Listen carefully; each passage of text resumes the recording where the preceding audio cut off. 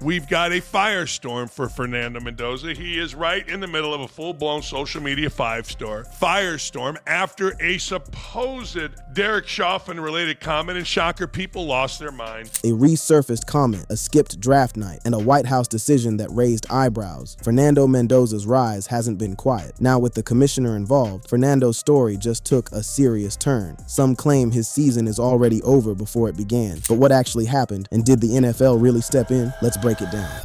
The underdog who rewrote the story. On April 23, 2026, Roger Goodell walked to the podium at the NFL draft in Pittsburgh and announced that the Las Vegas Raiders had selected Fernando Mendoza with the first overall pick. The selection was not a surprise. What was a surprise was where Mendoza was when he heard his name called. Hello? Fernando. How you doing? John Spytek, how you doing? I appreciate you calling. We're going to be thrilled to make you the first pick in the draft here and welcome you to the dark side. Thank you so much. He was not in Pittsburgh. He watched the moment from his home in Miami with his family, a private celebration instead of the stage and the lights. It was the first time since Trevor Lawrence in 2021 that a projected #1 pick had skipped the draft ceremony. The NFL had reportedly enlisted Peyton Manning to call Mendoza and personally encourage him to make the trip. Mendoza kept his plans. That decision, to skip the draft, to do things his own way, to prioritize family over pageantry, was not new for Mendoza. It fit a pattern that stretched back years, all the way to a high school in Miami, where no one was expecting him to be the first overall pick in any draft. Fernando Mendoza was born on October 1st, 2003, in Boston, Massachusetts, while his father, Dr. Fernando Mendoza Sr., was completing his medical residency in pediatric emergency medicine. The family returned to Miami, where Fernando grew up in a Cuban-American household. All four of his grandparents had emigrated from Cuba. His mother, Elsa, was a former University of Miami tennis player who was later diagnosed with multiple sclerosis. By the time Fernando was playing high school football, Elsa was in a wheelchair. He attended Christopher Columbus High School in Miami, the same school where Raiders legend and future coach Brian Grease played. Mendoza played tennis.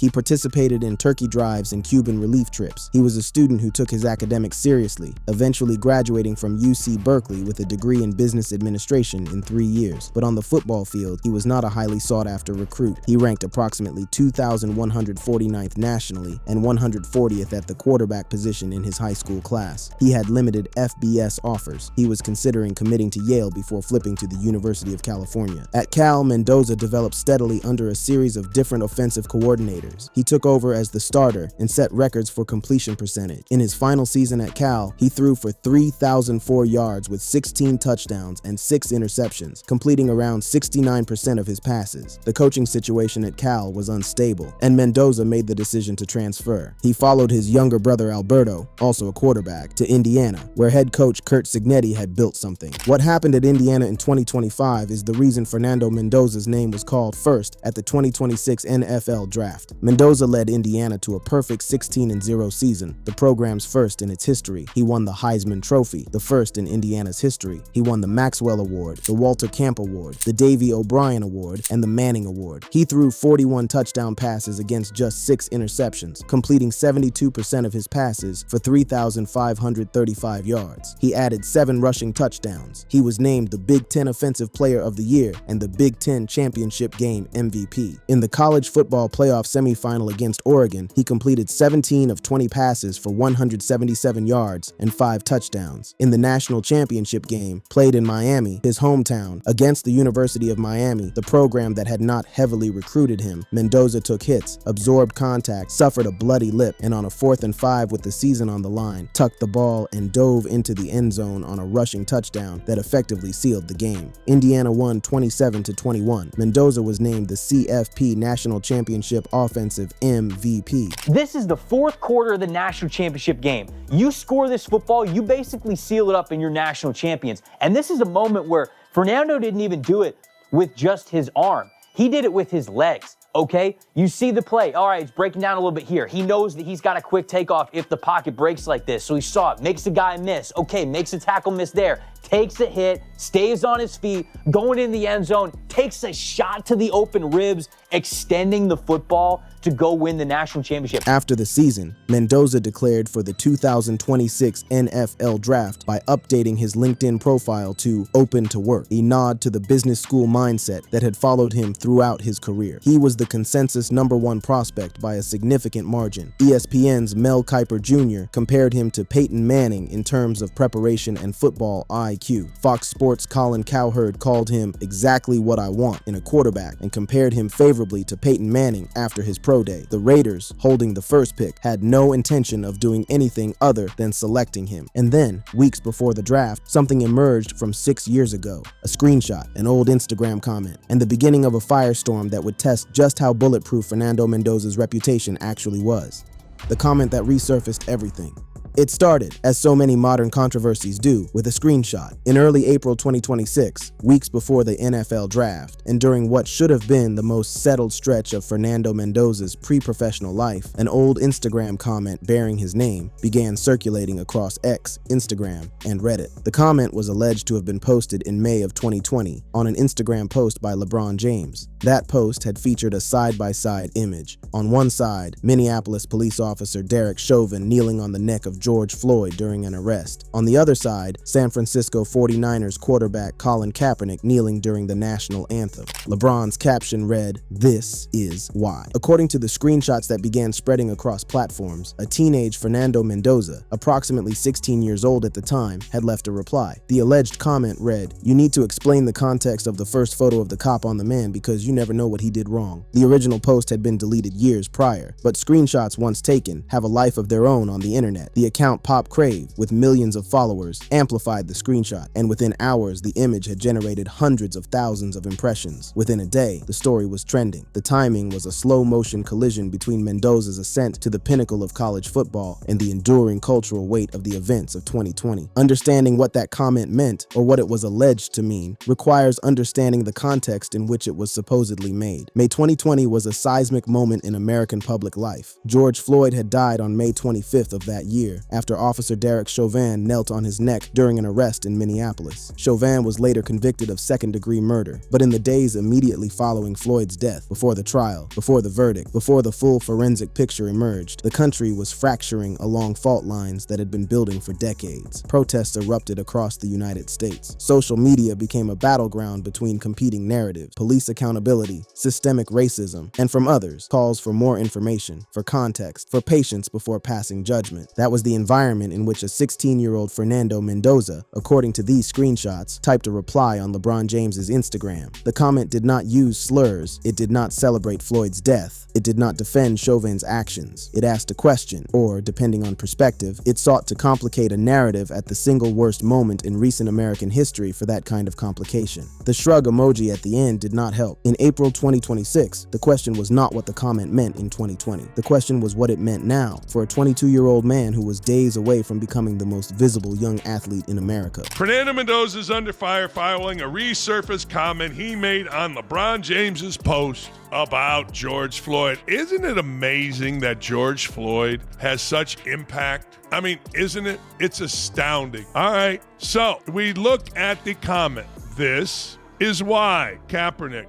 You need to explain the context of the first photo of the cop on the man because you never know what he did wrong. Critically, Outkick noted in its coverage that it had been unable to independently verify whether the alleged comment had ever existed and that it was reaching out to Mendoza's camp for a response. Screenshots had circulated. Several outlets had screen grabs showing the alleged post, but no formal response from Mendoza or his representatives emerged in the mainstream coverage. The comment itself, if it existed, appeared to have been deleted long before the screenshot surfaced in April 2026. What did emerge alongside the story was a torrent of reaction from every direction. Critics on social media labeled the alleged comment tone-deaf, dismissive of Floyd's death, or evidence of deeper racial insensitivity. A small number of incendiary posts went further. One account claimed to have video of Mendoza using a racial slur, a post that was widely dismissed as an unverified troll attempt. Another account superimposed the face of controversial figure figure Nick Fuentes onto what was presented as Mendoza in a Raiders uniform, conflating two separate Latino public figures in a way that said more about the account's intentions than about Mendoza. By the time the story had fully spread across platforms, the narrative in some corners had stretched far beyond a teenager's Instagram reply. It had become a referendum on Mendoza's values, his identity, his fitness for the platform he was about to receive. The language being deployed, stain, problematic, squeaky clean image shattered, was the language of a verdict that had already been reached before any of the context around the comment had been established or examined. And yet, inside NFL war rooms, the storm barely registered. Mendoza remained the consensus #1 pick in every major mock draft throughout the controversy. No team officially changed its evaluation. No sponsor issued a statement. The Raiders, who had spent months preparing to draft Mendoza with the first overall pick, never wavered. A franchise betting tens of millions of guaranteed dollars on a young quarterback does not reverse course because of Twitter discourse. They have background investigators, personal interviews, and psychological evaluations that no amount of social media archaeology can replicate. The storm raged online. In Pittsburgh, in Las Vegas, in every NFL front office that mattered, it was noise. But it was noise that would not go away.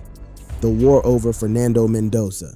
If the people driving the backlash against Fernando Mendoza expected silence in return, they badly miscalculated the moment. Within hours of the story going viral, a countervailing wave of defenders flooded the same platforms with a message just as forceful as the attacks, just as broad in its reach, and considerably less restrained in its language. Raiders fans, college football enthusiasts, NFL analysts, and conservative media figures did not treat this as a moment for careful nuance. They treated it as a battle, a culture war flashpoint wrapped in a sports story, and they came in ready to fight. The central argument from Mendoza's defenders was straightforward. A 16-year-old asking for context in the middle of a chaotic and emotionally charged national moment is not a scandal. It is not a stain. It is a teenager doing what millions of people across every background were doing in real time in May 2020, trying to understand an extraordinarily complicated situation in the early, uncertain hours before the full picture had developed. The alleged comment had not used slurs. It had not celebrated Floyd's death. It had not defended Chauvin's actions. It had asked a question. And from where the defender stood, asking questions should not be a career-ending act, regardless of when it was done or how old the person was. I don't care what you tweeted 10 years, 5 years, 3 years ago. I don't care what you tweet today. I don't. Unless it's so egregious, so ridiculous that you go, well, you're an idiot. But people want to go back. I mean, they go back on everything you do or did when you're Fernando Mendoza, and I'm not here for it. This is a great dude. This is a great dude, and the people that are coming at him are not great dudes. Dan Dakich of Outkick became one of the loudest and most unapologetically combative voices in Mendoza's corner. On his program, Dakich delivered a full-throated, profanity-adjacent defense of the quarterback, calling his critics vermin and scum, framing the entire episode as a coordinated attempt to destroy a young man's reputation, and characterizing the media coverage as a textbook example of cancel culture in action. He called out the specific publications that had run the stain framing by name. He drew a pointed at comparison. Mendoza, at 16, had demonstrated more intellectual curiosity and more willingness to think critically about a charged situation than the adults now weaponizing that curiosity against him. Outkick's broader coverage sharpened the cultural battle lines that were already forming around the story. The outlet pointed out that seeking context for a complex and rapidly evolving situation, which was all the alleged comment had done, should not be treated as evidence of racial insensitivity. It criticized what it characterized as the ideological enforcement apparatus of left-leaning sports and entertainment media, which in Outkick's framing demanded conformity and punished anyone who deviated from an accepted narrative. The language was fiery, deliberately so, but for a significant audience, it resonated, not necessarily because of its specific arguments, but because it channeled a frustration that had been building for years. The frustration of watching past comments pulled out of their historical context and deployed as weapons against public figures.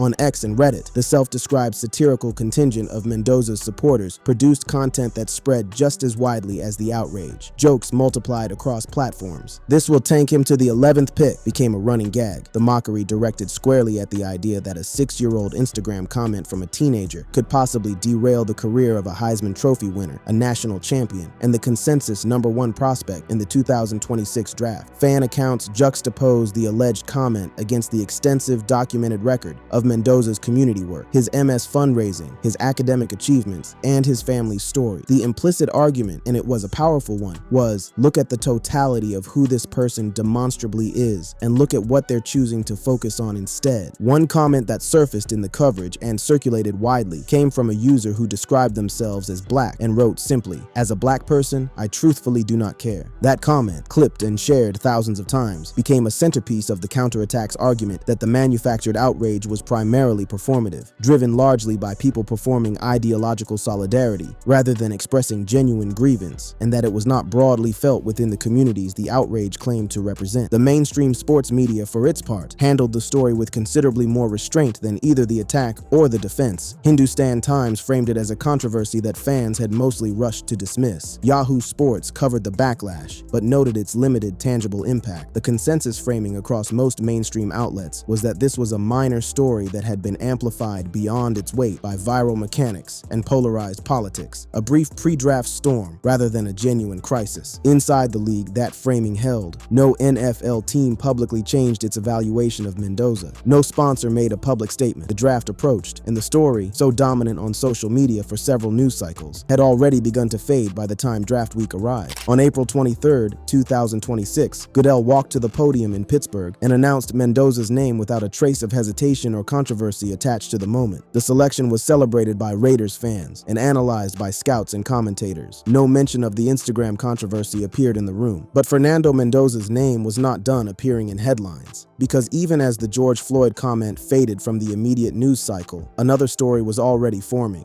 one that would pull his name back into political territory and put it directly into the same sentence as a sitting president of the United States. The White House, the OTAs, and the commissioner.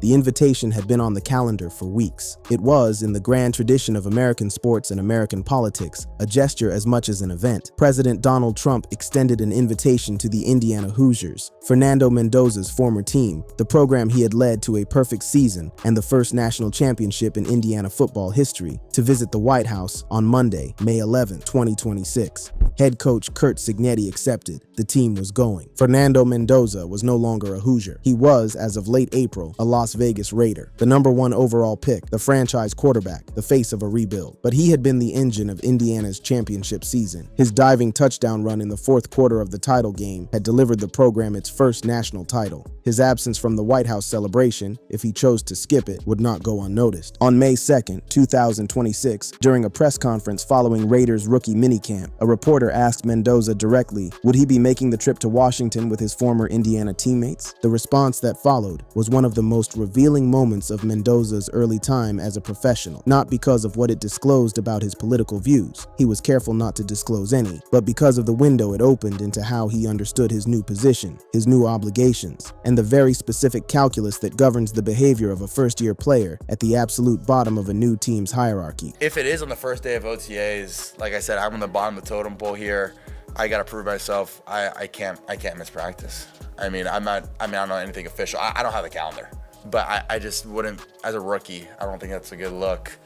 And I want to, try to best serve my teammates. And I don't know if that'd be accomplishing that goal. The answer was careful, measured, and framed entirely in the language of football obligation rather than political calculation. Mendoza said he believed May 11th was the first day of Raiders OTAs. He said that, as a rookie at the very bottom of the organizational hierarchy, missing the first day of practice was not something he was prepared to do, that he had to prove himself, that he had to earn his place, that his obligation to his new teammates superseded a celebratory visit, however historically significant. He acknowledged he wasn't entirely certain about the date. He declined to make it a political statement. Reports subsequently revealed that Mendoza had the dates wrong. Raiders OTAs were scheduled to begin around May 18th, not May 11th. There was no actual scheduling conflict between the White House visit and Raiders practice, but by the time the correction circulated, the framing had already been established, and the story had already taken on the kind of cultural combustibility that had defined so much of Mendoza's pre-draft period. IndyStar reported that Mendoza would not be going to the White House with his former teammates. NJ.com framed it as a surprising reason for skipping. Touchdown Wire ran it under the headline that Mendoza faces criticism for the decision. NBC Sports noted his stated reason and reported he did not plan to attend. The reaction was, predictably, divided along precisely the fault lines that had been carved out during the George Floyd comment controversy weeks earlier. Left-leaning commentators who had been sharply critical of Mendoza over the Instagram comment executed a sudden reversal, now celebrating his decision not to visit Trump as a subtle but meaningful act of political resistance, reading political intention into what Mendoza himself had explicitly and consistently framed as a purely professional judgment. Right-leaning voices that had rushed to Mendoza's defense during the Instagram storm now questioned his reasoning with equal vigor, particularly after the OTA date discrepancy emerged. If there was no actual scheduling conflict, what was the real reason? Some media figures labeled it the dumbest controversy of Mendoza's young professional career. Others treated it as confirmation of a pattern, that Mendoza, despite his relentlessly apolitical public persona, kept finding himself in the middle of political stories. And it was in this environment, this accumulated weight of controversies, this recurring cycle of Mendoza's name appearing in charged contexts, that the specific type of headline began proliferating on YouTube and social media. NFL Commissioner just ended Fernando Mendoza's season. The question was whether that headline had any relationship to reality. To answer it, you had to look at what Roger Goodell had actually said and done. And when you looked, what you found was not a commissioner intervening to discipline or punish or restrict the newest #1 pick. What you found was a commissioner who had called Mendoza a machine backstage during the draft process, who had announced his selection with nothing but celebration in his voice, and who had issued no statement, not one, about the Instagram comment, the skipped draft ceremony, or the White House visit. That discrepancy between the headline and the reality brings us to the final chapter of this story.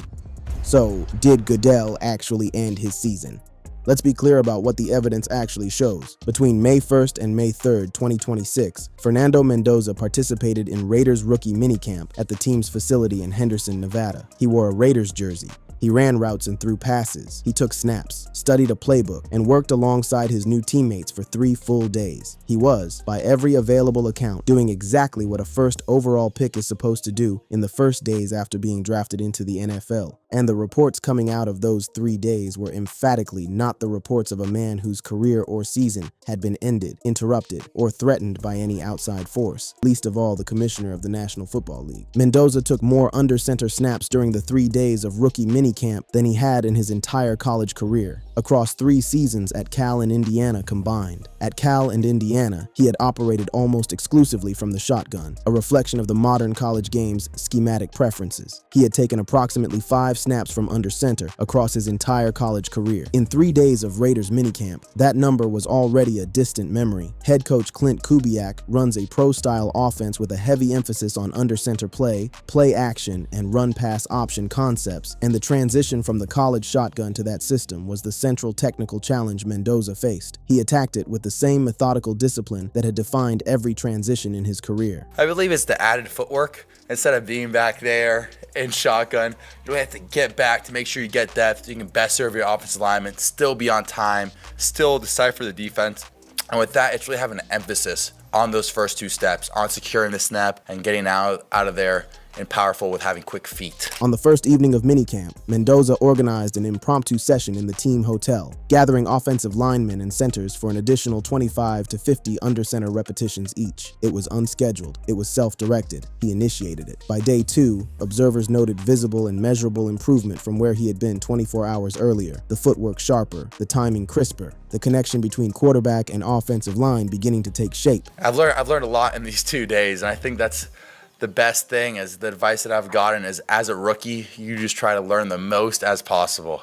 So right now there's a lot of information. You know, it's coming like a fire hose, but at that time, I'm just trying to take it all in to get better every single day. Reports from the field describe Mendoza throwing rockets, looking fluid, and projecting the poise and physicality of an NFL quarterback. He connected consistently with rookie wide receiver Malik Benson in 7-on-7 drills and team sessions. Teammates praised him as a natural connector, a leader who did not need to declare himself as such. He positioned himself at the bottom of the totem pole at every opportunity, in press conferences, in practice, in the team hotel, and in doing so, won the respect of veterans and fellow rookies alike with a consistency and authenticity that is remarkably difficult to manufacture. And that's how you want it. You want it to be overwhelming, because when you are, it doesn't need a negative connotation, but when you're positively stressed by getting a lot of information, it allows you to grow. And so all of us rookies, and trial guys being able to get stressed by the information, I say that in quotation marks, will allow us to grow. And we saw that from day one to day two. The Raiders' organizational plan for Mendoza has been patient and deliberate from the start. Veteran quarterback Kirk Cousins, signed on a short-term deal, is expected to start the 2026 season, giving Mendoza time to absorb Kubiak's system, refine his under-center mechanics, and build the kind of on-field chemistry that cannot be manufactured in minicamp. Most analysts project Mendoza seeing meaningful playing time in the second half of the season, with an estimated over/under of approximately 8.5 starts as a rookie. The organization has surrounded him with weapons: tight end Brock Bowers, running back Ashton Jeanty, a reinforced offensive line. His 4-year rookie contract, worth approximately $54 to $57 million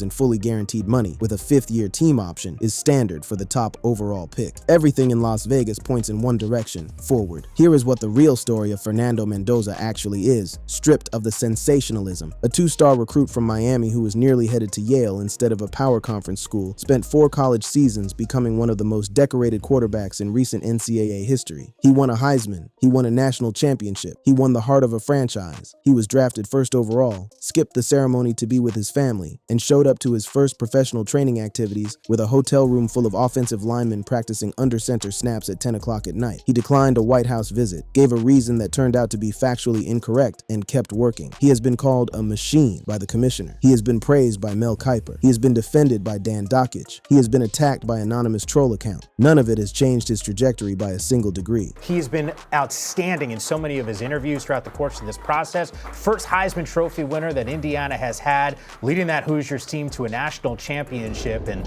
when it's all said and done, this is now the new face of the franchise. As of May 2026, Fernando Mendoza is preparing for OTAs with the Las Vegas Raiders. His season has not been ended. His career has not been threatened. The commissioner has not intervened. The controversies were real. The outrage was loud. The clickbait title was not. The real question for Fernando Mendoza, the question that matters, the one that will define everything that comes next, is the one that has always been at the center of his story. How much can he grow, and how fast? The early evidence suggests the answer is a lot and fast.